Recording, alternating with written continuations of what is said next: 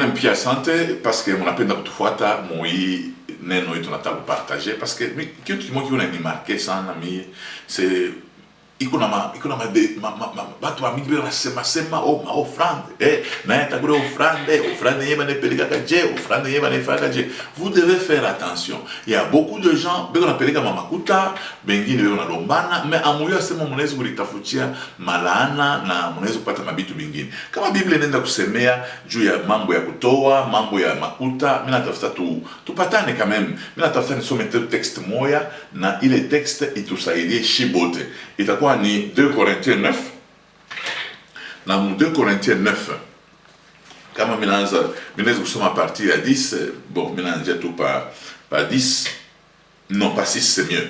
Sachez-le, celui qui sème peu moissonnera peu. Celui qui sème abondamment moissonnera abondamment. Que chacun donne comme il a résolu en son cœur, sans tristesse ni contrainte, car Dieu aime celui qui donne avec joie. Et Dieu peut nous combler de toutes sortes de grâces. Dieu veut nous combler de toutes sortes de grâces. Ça, il ne faut pas l'oublier. Afin que, ce que j'aime ici, afin que possédant toujours, en toutes choses, de quoi satisfaire à tous vos besoins, vous ayez encore en abondance pour toutes sortes, pour toute bonne œuvre. Selon qu'il est écrit, il a fait des largesses, il a donné aux indigents, et sa justice subsiste à jamais.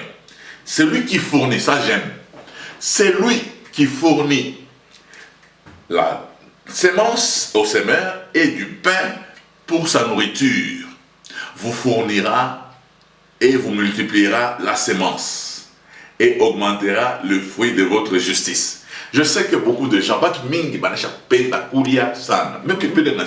d'abord, le personnage principal dans ce texte, c'est d'abord, ce n'est pas le mangeur, c'est le semeur. La Bible déclare, il donne la sémence au semeur et la nourriture. C'est très important. Ce que je voudrais que nous puissions arriver à comprendre, que nos bien-aimés arrivent à retenir, c'est quoi? Dans tout ce que nous recevons, nous devons faire la différence entre la sémence et la nourriture. Malheur à nous si nous mangeons notre sémence.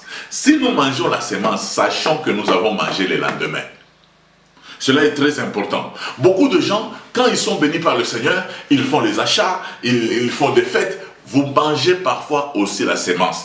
Essayez de distinguer partout quand vous recevez quelque chose de la part du Seigneur. Le Seigneur ouvre les portes pour vous. Essayez de voir dans tout ce que le Seigneur vous donne. La sémence est où? Et je tiens à vous dire qu'entre la sémence et la nourriture, la sémence a toujours une bonne qualité par rapport à la nourriture.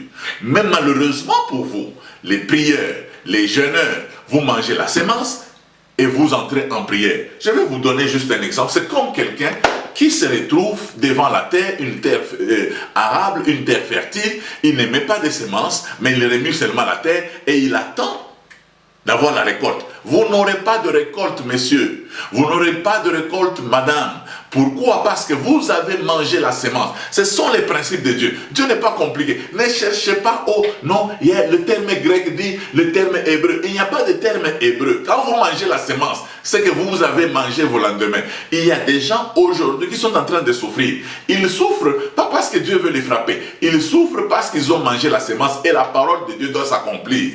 Et qu'est-ce qu'on appelle la sémence? La sémence n'est pas toujours une offrande. Ça, retenez-le. Parce que les mangeurs des offrandes commencent à penser que la sémence est une offrande. La sémence, c'est un investissement. Dieu n'aimerait pas que nous ayons un comportement du désert. Le comportement du désert, c'est un comportement où on chante, où on danse et on obtient la nourriture. Mais à Canaan, on doit travailler.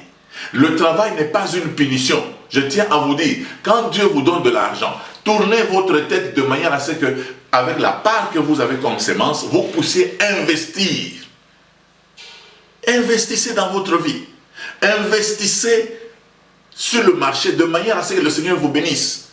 Même Isaac lui-même, l'enfant de la promesse, la Bible déclare, cette année-là, il s'aima et il récolta le centuple. Il pouvait aussi se dire, je suis l'enfant, je suis le fils d'Abraham, le fils de la promesse. Oh Seigneur, fais descendre la nourriture. Mais la Bible déclare, cette année-là, il s'aima et il récolta le centuple. Donc, c'est-à-dire que nous devons arriver à travailler. Parfois, il y a des gens qui disent, Seigneur, nous sommes en train de souffrir, oh, nous n'avons rien. Écoutez, si un païen, il fait une plate-bande, il met la semence. L'eau, la pluie va tomber, la Bible déclare, il arrose le champ des justes et des méchants.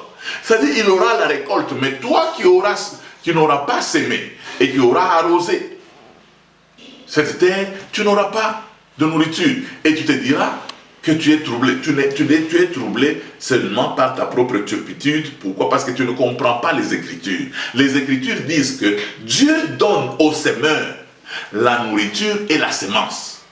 Mais ce que j'aime ici, c'est quoi?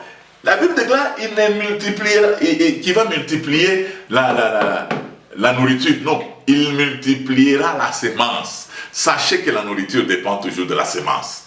Nous les semeurs, nous régnerons toujours au milieu des mangeurs. Vous les mangeurs, vous allez nous servir toute votre vie.